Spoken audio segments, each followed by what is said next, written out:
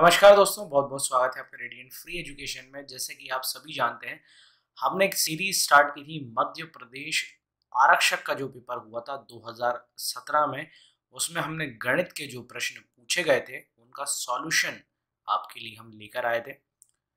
Part 1 और part 2 में already upload कर चुका हूँ। ये वीडियो का पार्ट 3 है। पार्ट 1 और पार्ट 2 आप डिस्क्रिप्शन में जाकर लिंक वहां से देख सकते हैं। तो चलिए वीडियो को शुरू करते हैं। तो पहला जो क्वेश्चन पूछा गया था कुछ इस तरह से क्वेश्चन था, और इस तरह के क्वेश्चन को अगर आपको सॉल्व करना है तो बड़े ध्यान से हर चीज को देखना पड़ेगा। अब ध्यान क्या देना है, यहाँ देखिए।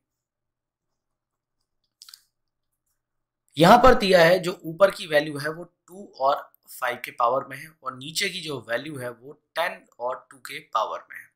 तो सीधी सी बात है, हमें अगर इसे काटना है तो हमें इस 10 को 2 और 5 के पावर में लाना होगा। एक रूल होता है, ध्यान दीजिए रूल क्या होता है। मान लीजिए ये 10 ही है मान लो, और इसकी पावर है x। इसका जो फ्रैक्शन होगा वो 2 इंटू 5 होता है, क्योंकि 5 2 10 होता है। तो ये जो वैल्यू होगी इसमें जो पावर होगी वो भी आपकी x ही होगी। ये बस इसी बात को ध्यान रख के हम इस क्वेश्चन को आगे बढ़ाते हैं। 2 की पावर 7m प्लस 4 इंटू 5 की पावर 5m प्लस 3 है। अब इस तरह से लिख लेते हैं। 2 की पावर x हमने क्या माना था, ये 5m प्लस 3, 5m प्लस 3 लिख लीजिए। फिर 5 की पावर भी यही हो जाएगी 5m प्लस 3 इंटू 2 की पावर 2m। जैसे कि हम देख ही रहे हैं ये जो वैल्यू है और ये नीचे वाली वैल्यू है वो सेम है, तो ये आपस में कट जाएंगी। अब नेक्स्ट एक और रूल बताता हूँ आपको। मान लीजिए दो वैल्यू हैं और दोनों की पावर अलग अलग है, पर चूंकि ये मल्टीप्लिकेशन में है तो ऐसी कंडीशन में अगर बेस सेम होता है तो जो ये पावर होती हैं वो ऐड हो जाती हैं, यानी कि प्लस हो जाती हैं। तो ये कुछ इस तरह लिखी जाएंगी। तो बस हम यहाँ पर कर लेते हैं इस तरह। यहाँ पर भी 2 है और यहाँ पर भी 2 है। 2 फिर सिर्फ मैंने एग्जाम्पल के लिए बताया, ये वैल्यू कुछ भी हो सकती है। मान लीजिए 4 हो सकती है, 8, कुछ भी हो सकती है। ऊपर का एज इट इज हम लिख देते हैं, नीचे हमें करना है एडिशन।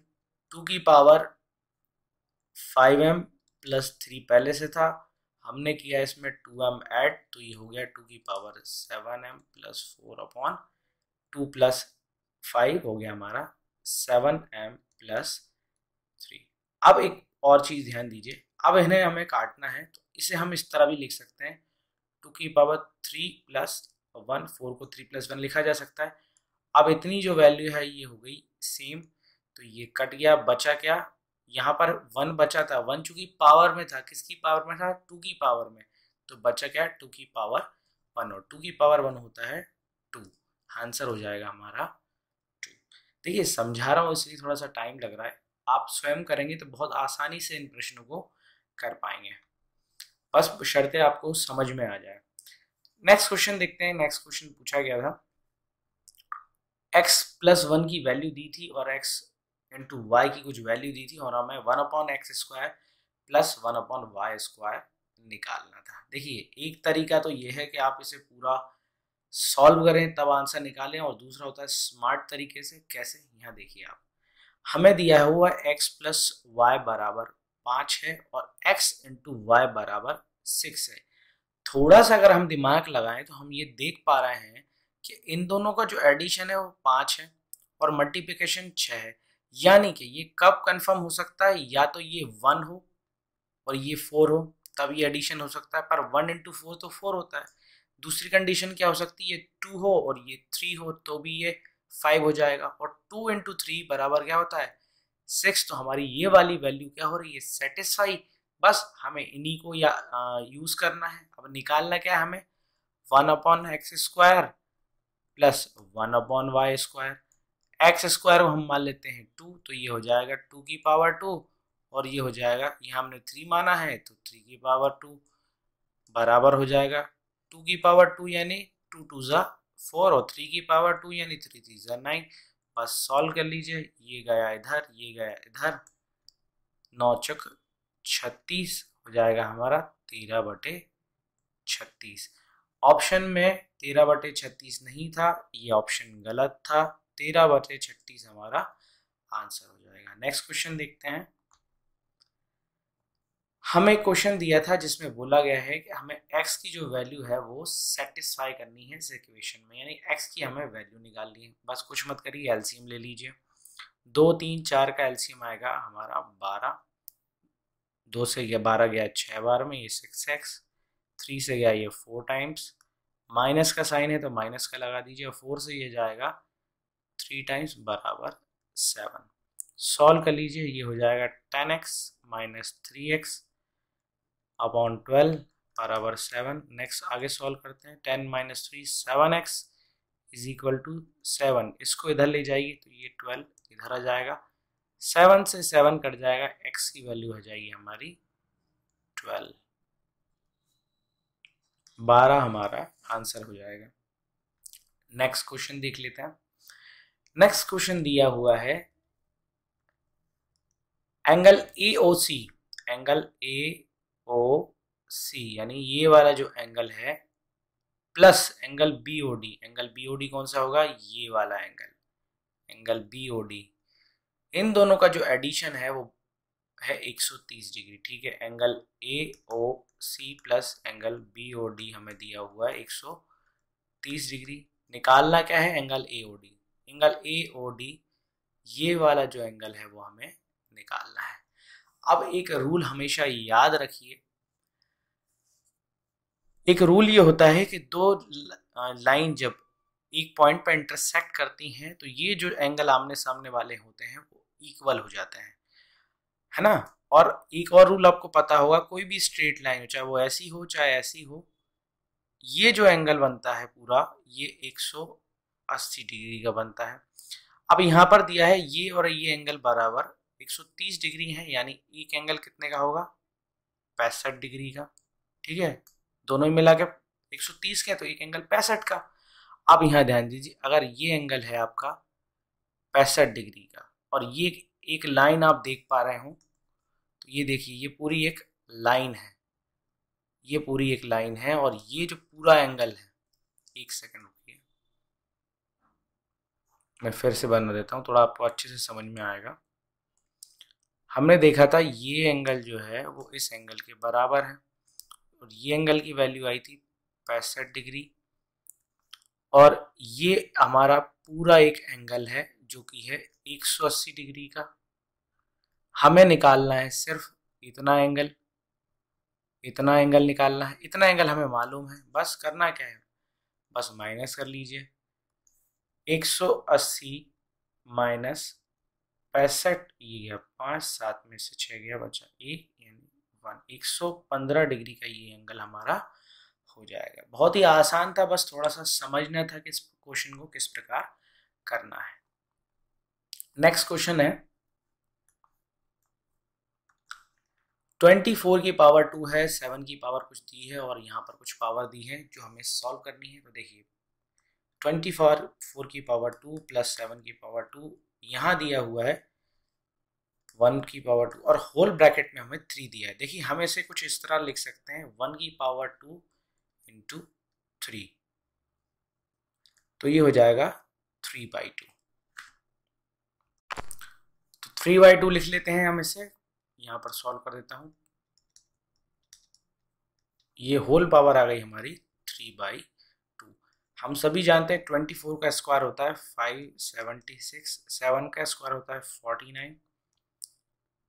पहले से हम ऐड कर लेते हैं, तो ये हो जाएगा 576 प्लस 49 आपका हो जाएगा 625 की पावर 3/2। अब सभी जानते हैं 625 होता है 25 का स्क्वायर, ये 2 से ये 2 कट जाएगा, बचा हमारा 25 की पावर 3। और सभी जानते हैं 25 की पावर 3 होता है, यानी 25 का क्यूब होता है 15,625।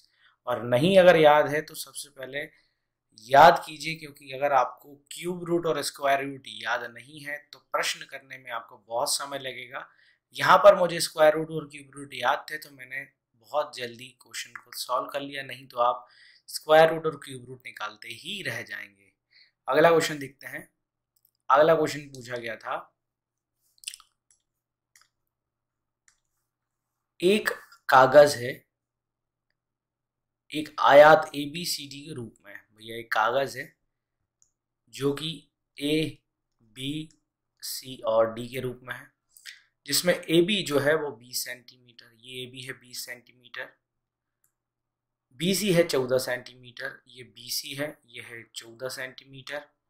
एक व्यास के रूप में बी सी को हमने अगर व्यास माना है वाला एक अर्ध वृत्ताकार भाग काटा जाता है। अगर हमें व्यास माने तो ये हमने आधा गोला यानी कि अर्धवृत्ताकार भाग काट के निकाल लिया है। शेष भाग का क्षेत्रफल क्या होगा, देखिए जी, अगर मैं इसके पूरे एरिया में से यानी कि एक आयत के यानी रेक्टेंगुलर के एरिया में से इसका एरिया माइनस कर दूं तो बचे हुए शेष भाग का एरिया निकल आएगा। तो सबसे पहले मैं इसका एरिया निकाल लेता हूं। तो रेक्टेंगल का एरिया निकालने का फॉर्मूला होता है लेंथ इंटू ब्रेथ, लंबाई गुणा चौड़ाई, लंबाई है 20, चौड़ाई है 14, ये हो जाएगा हमारा 280 सेंटीमीटर। अब बचे हुए इस भाग का निकाल लेते हैं। आप सभी जानते हैं सेमी सर्कल यानी अर्ध वृत्ताकार भाग का क्षेत्रफल होता है पाई आर स्क्वायर बाई 2। बस निकाल लीजिए, पाई की वैल्यू रख लीजिए 22/7। 14 जो दिया है हमें व्यास दिया है, तो हमारा जो रेडियस हो जाएगी वो हो जाएगी 7, क्योंकि व्यास का आधा क्या होता है आपकी त्रिज्या या रेडियस। तो आर के यानी कि त्रिज्या की जगह हम रखेंगे 7। बस सॉल्व कर लीजिए, नीचे 2 था, ये 11 बार में, ये हो गया हमारा 77। बस 280 में से आप 77 माइनस कर दीजिए, बचेगा आपका 203 सेंटीमीटर स्क्वायर। ठीक है जी, ये आंसर हो जाएगा हमारा 203 सेंटीमीटर स्क्वायर। नेक्स्ट क्वेश्चन पूछा गया था, वीनू ने हरीश को 200 रुपए का ऋण दिया, इसे 20 माह बाद 14 रुपए प्रति माह की दर से वापस लिया गया। वसूली गई राशि किस ब्याज पर ली गई थी? ठीक है जी, अब देखिए बोला क्या गया है, 20 माह बाद 14 रुपए प्रति माह की दर से वापस लिया गया, यानी हर महीने 14 लिया गया होगा, तो ये हो गया आपका 280 रुपए ब्याज के तौर पे लिया गया होगा। मूलधन कितना था हमारा, 200 रुपए यहाँ पर दिया हुआ था, 200 रुपए मूलधन। देखिए मूलधन में से अगर हम अमाउंट को माइनस कर दें तो हमारा क्या निकल आएगा, ब्याज निकल जाएगा। 200 में से 280 गया तो 80 बचा। प्रिंसिपल था हमारा 200, हमें निकालनी है दर यानी रेट। टाइम हमें पता है 20 माह है अपॉन 100। पिछली वीडियोस में मैंने ये चीज़ आपको बताई थी, अगर माह दिया है तो हमें 12 से डिवाइड करना होता है, क्योंकि एक साल में 12 महीने होते हैं, इसलिए हमने इसे 12 से डिवाइड कर दिया। बस सॉल्व कर लीजिए, ये गया 6 बार में, इससे गया 3 बार में, और इससे गया 10 बार में, ये इससे गया 8 बार में, और ये 3 जब इधर जाएगा तो 8 तिया 24। आर की वैल्यू हो जाएगी 24, रेट आ गया हमारा 24%। अगला क्वेश्चन देखते हैं, यदि y की जो वैल्यू है, y जैसा बोलता जा रहा है वैसे हम करते जाएंगे, या हिंदी में दीजिए 61 का y परसेंट, लिखने के लिए हमें 100 से डिवाइड करना होता है, प्लस 61 का 81%, 61 का 81% बराबर है क्या, 90 के 61% के बराबर है। बस इसे सॉल्व करने के लिए हम पहले इसका एलसीएम ले लेते हैं, तो एलसीएम हो जाएगा हमारा 100, 61 बाय प्लस 61 इंटू 81 बराबर 90 इंटू 61 अपॉन 100। 100 से 100 गया। अब यहाँ ध्यान दीजिए, दोनों ही जगह 61 है तो हम इसे कॉमन ले लिया, बचा क्या y प्लस 81 अपॉन कुछ नहीं है 90 इंटू 61, ये कट गया। अब यहाँ देखिए बची क्या वैल्यू हमारी, y प्लस 81 बराबर 90, 81 इधर जाएगा तो 90 माइनस 81 हो जाएगा आपका 9, तो y की वैल्यू जो है हमारी 9 आ जाएगी। अगला क्वेश्चन देखते हैं, बोला गया है एक यदि एक समांतर चतुर्भुज के दोनों आसन्न कोण बराबर हैं, लीजिए ये एक समांतर चतुर्भुज है, इसके दोनों आसन्न कोण बराबर है, मान लीजिए दोनों आसन्न कोण बराबर है, और प्रत्येक कोण का माप क्या होगा। देखिए आसन्न कोण का मतलब है, देखिए एक जो चतुर्भुज होता है उसके सभी जो एंगल होते हैं उनका योग होता है 180 डिग्री। अगर यदि दो आसन्न कोण बराबर हैं तो बचे हुए दो आसन्न कोण भी बराबर हो जाएंगे। यानी ये कब पॉसिबल है, जब हम एक एंगल 90 डिग्री का लेंगे। ठीक है जी, मैं यहाँ 180 लिख गया था, सॉरी, ये होता है 360 डिग्री। तो कब पॉसिबल होगा, जब प्रत्येक एंगल 90 का होगा तभी ये पॉसिबल है। तो आंसर हो जाएगा 90 डिग्री। अगला क्वेश्चन देखते हैं। अगला जो क्वेश्चन है वो प्रायिकता यानी प्रोबेबिलिटी से क्वेश्चन आया है। क्वेश्चन क्या पूछा गया है, 1, 3, 5 से लेके 15 से चुनी गई जाने वाली एक संख्या के चार का गुणक होने की प्रायिकता क्या है। यानी 1 से लेके 15 तक की वैल्यू है, इनमें ऐसी कितनी वैल्यू हैं जो 4 से पहले डिवाइड हो रही है, हमें निकालनी है। तो 4 से एक तो 4 जाता है, 8 जाता है और 12 जाता है 1 से 15 तक के बीच में। ये कितनी वैल्यू है, 1, 2, 3 वैल्यूज हैं, और टोटल वैल्यू कितनी है हमारी 15 डिवाइड कर लीजिए, आंसर आ जाएगा 1/5 हमारी प्रायिकता होगी 4 के गुणा आने की। अगला क्वेश्चन देखते हैं। अगला क्वेश्चन बोला गया है,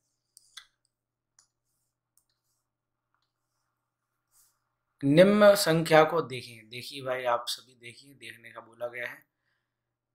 आंसर क्या निकालना है, उपरोक्त में से कौन सी संख्या 0 से बड़ी है। अगर आप थोड़ा सा लॉजिकल भी देखें तो ये जो वैल्यू है वो आंसर निगेटिव में आएगा, तो 0 से बड़ा हो नहीं सकता। ठीक है, ये जो वैल्यू है ये भी आंसर निगेटिव में आएगा, ये भी वैल्यू नहीं हो सकती। ये वैल्यू भी आपकी निगेटिव नहीं हो सकती, पॉजिटिव नहीं हो सकती, क्योंकि बाद में ये भी नेगेटिव में आएगी। केवल आपका ऑप्शन 2 ऐसा है जो कि आपका सही आंसर बन सकता है। अगला क्वेश्चन देखते हैं। अगला क्वेश्चन है, यदि एक सिलेंडर है यानी कि एक बेलन की त्रिज्या जो है उसको 2 गुनी कर दी जाए तो इसके आयतन में क्या बढ़ोतरी होगी। देखो ध्यान से, बेलन का फॉर्मूला होता है πr²h।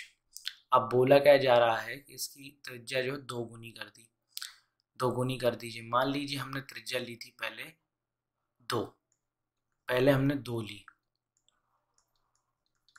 तो आंसर क्या आएगा हमारा 4πh आ गया था। अब बोल रहे हैं इसको दुगुना कर दीजिए, चलिए दुगुना करेंगे तो ये हो जाएगी 4, 4 करने पे आंसर हो जाएगा 16πh। अब 4 का 16 कितना गुना है, 4 गुना है, तो आंसर हो जाएगा हमारा 4 टाइम्स। आप ये वैल्यू कुछ भी रख सकते हैं, मैंने समझाने के हिसाब से सिर्फ 2 रखी थी। तो ये कुछ क्वेश्चंस थे पेपर सेट के। अगर वीडियो पसंद आ रही है तो वीडियो को सब्सक्राइब करें, चैनल को सब्सक्राइब करें, वीडियो को लाइक करें और दोस्तों को बताएं, शेयर करें, जिससे कि हम प्रोत्साहित हों और आपके लिए और वीडियोस लेके आए। Thank you very much for watching this video.